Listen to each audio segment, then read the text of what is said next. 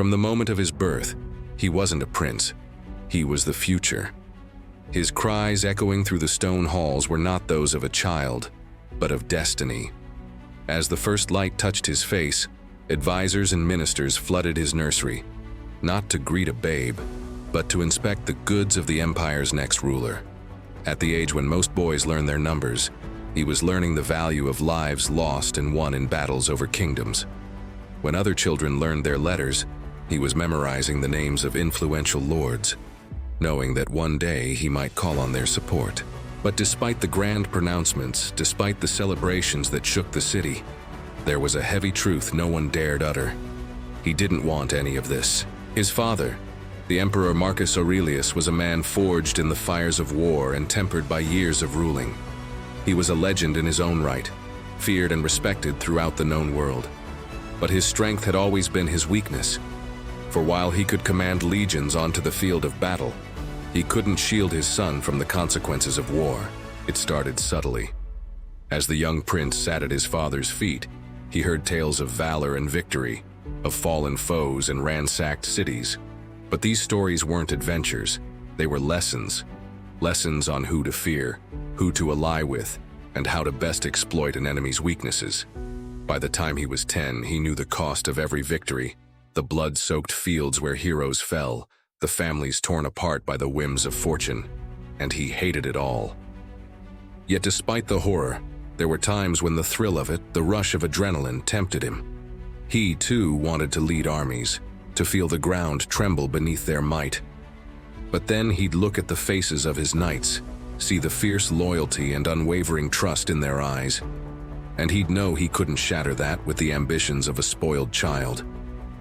As he grew older, his resentment towards his father only intensified. He argued, he lashed out, even plotted, but nothing changed. Then one fateful day, everything did change. Emperor Marcus Aurelius rode into battle, a tactician's dream, strong and steady, but also old and weary. He led his troops into a valley where a smaller force lay in wait. There were fewer of them, but they were younger, fiercer, their anger boiling over. The emperor's knights charged ahead, swords flashing under the midday sun, and for a while things went according to plan. But as the smoke cleared and the dust settled, the emperor found himself surrounded. With his last dying breath, he sent for his son, the prince. And when the young man arrived, pale and shaken, all that was left of his father was a helmet bearing the crest of the imperial lion.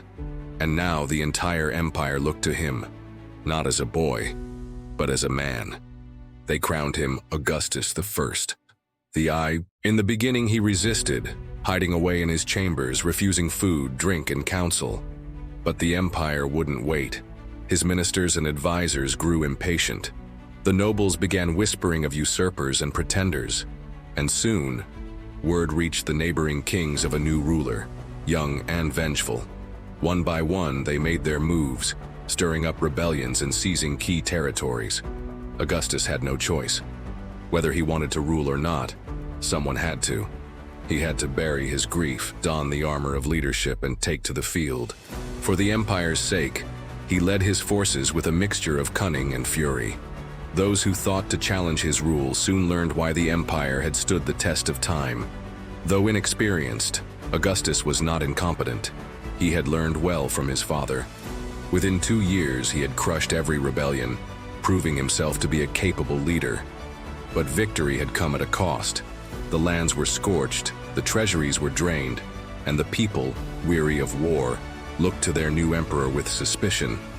Most pressingly, he had failed to secure his northern border.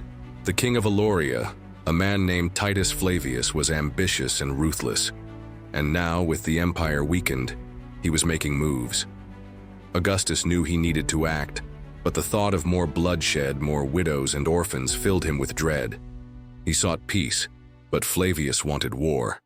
So as the armies prepared for battle, Augustus made a decision. He would march to the north, not as an emperor seeking conquest, but as a man seeking answers. He traveled alone, cloaked in the colors of peace, carrying not weapons but olive branches. Flavius received him in the heart of his camp. They talked not of battle strategies, but of honor, duty, and the price of power.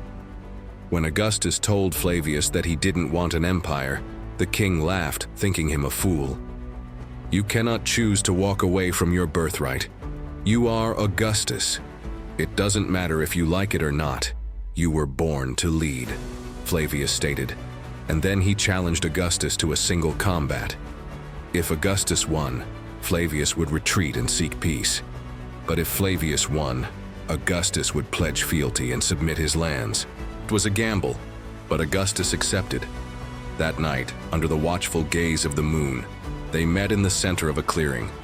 Swords clashed, steel sang, and the air crackled with energy. Neither man gave an inch. They fought not just for land, but for a way of life. In the end, it was Augustus who faltered, not because he was weaker, but because he was disgusted by the hatred in his opponent's eyes.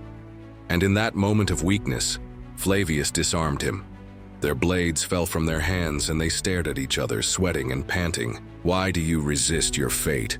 Flavius asked, and the question echoed Augustus's own doubts. For a moment he was silent, unsure how to answer. Finally he said, "I don't want this. I don't want power. I don't want your approval. I am not my father. I will not be a tyrant." Flavius stared back, surprise dawning on his face.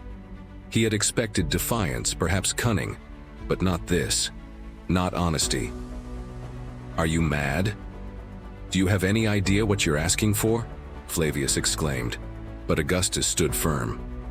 He looked around at the sleeping soldiers, the quiet trees, the dark sky sprinkled with stars. "I am asking for peace. I am asking for a better way. Why must we live like this? Why must our children grow up knowing only war?" His voice was hoarse, but his resolve was clear. Flavius lowered his head, the fire of battle dying in his eyes. "You may be right," he whispered. "But can we change it?" "We have to try," Augustus said, holding out the olive branch. "Let us forge a new path, a path without war, without conquest, without lies." It was a risky move, but Flavius took it. He shook Augustus's hand, ending the battle before it had begun. Together they marched back to the emperor's camp. The soldiers watched in awe as the two leaders, one bloodied and bruised, the other weary but resolute, walked side by side. In the days that followed, the armies didn't clash. Instead, they talked. They negotiated treaties, traded resources, and most importantly, they talked about peace.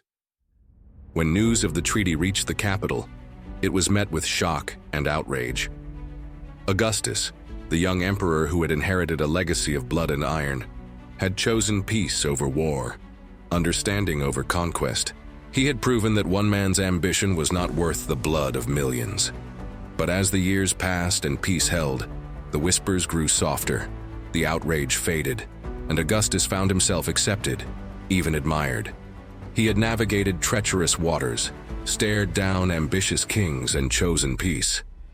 Yet even in the quiet moments he heard the echoes of doubt, the voices of those who believed he had been born for more. Then one day, the voice within him grew stronger, louder, and he knew it was time to act. With trembling hands, he summoned his closest advisors. "I have made up my mind," he said, and they knew what was coming.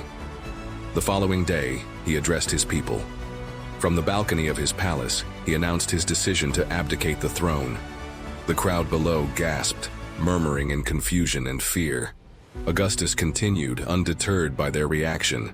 "I have lived a life of duty, of sorrow, and of war.